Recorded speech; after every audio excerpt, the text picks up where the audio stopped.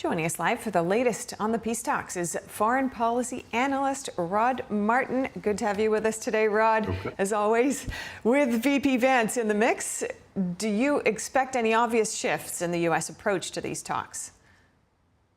I think the U.S. demands are quite clear, and we have the means to enforce them. The question is, how do we get there? And the president loves to negotiate. So, of course, this is part of the mix. The thing that is being missed, I think, on most channels, but certainly not yours, is that there are many, many factions now in the Iranian regime, or at least what's left of it. And to some degree, this is an artifact of the Mosaic defense that was touted as this huge boon to Iran in wartime because it decentralized control all through the provinces. But it also decentralized command all through the provinces, and we have absolutely decimated the senior leadership in Tehran. So you have all these factions trying to obtain ultimate power in Tehran at the same moment that these negotiations are going on. So the Trump administration, I guarantee you, is playing these guys against each other for the purpose of getting the infighting to as maximal a degree as he can. And he'll either cut a deal with whatever faction can get to the top of the pile, or he'll have them destroying each other, and this all resumes in less than 2 weeks. There's one key point that everyone's missing, and it's this. It was a 2-week ceasefire.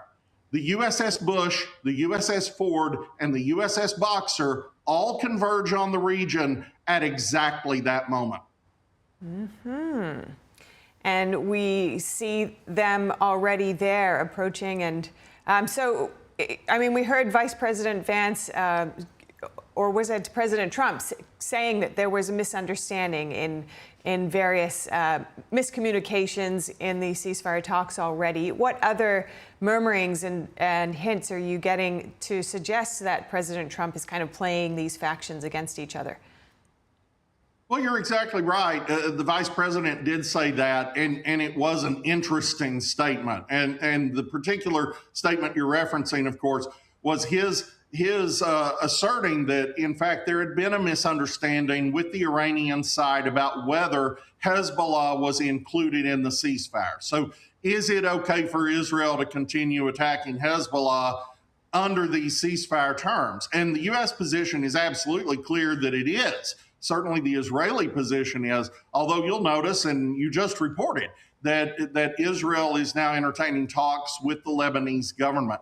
The real problem there, of course, is that Lebanon has not controlled its own territory for 50 years. They have allowed Hezbollah to take up camp right across the Israeli border for half a century, firing rockets into Israeli civilian areas unendingly. Israel can't tolerate that any more than we could tolerate something like that across the Rio Grande. So that is I think, part of what I was just describing. It plays factions within the Iranian leadership against each other, some of which are dead set against negotiations, some of which see these negotiations as treason, and it's not clear who's going to get the upper hand.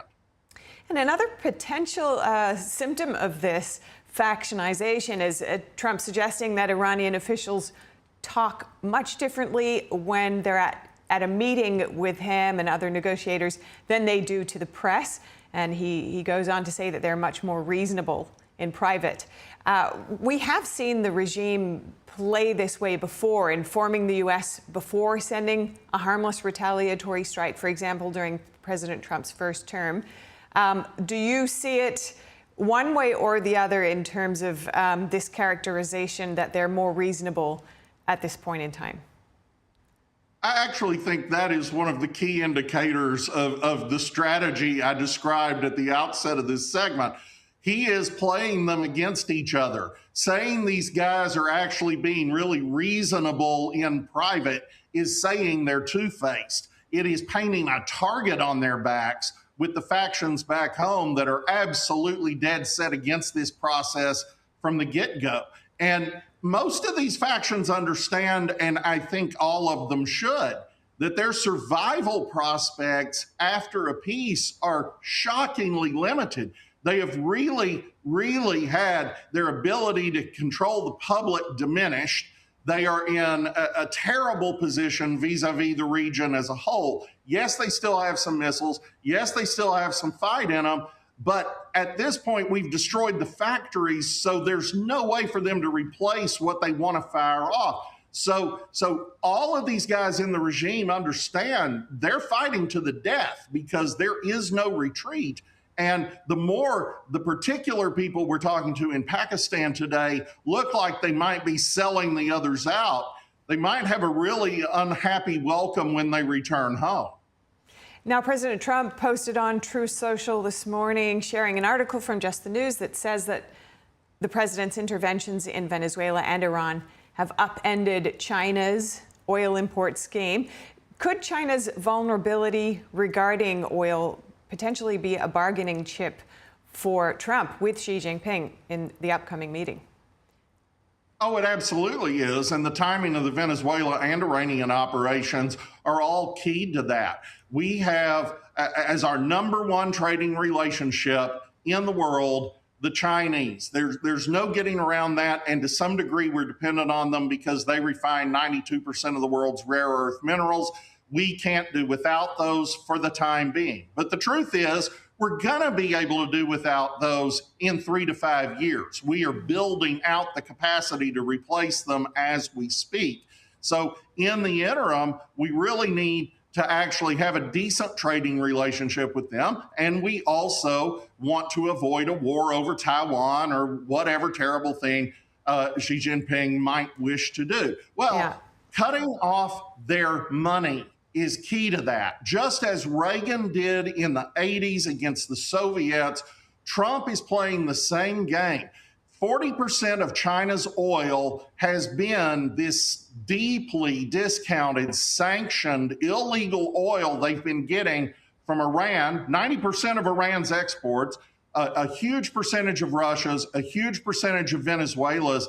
And taking that out of play means they have to buy at market prices at a time when, honestly, I think most good analysts would agree that they have very little economic growth or possibly zero.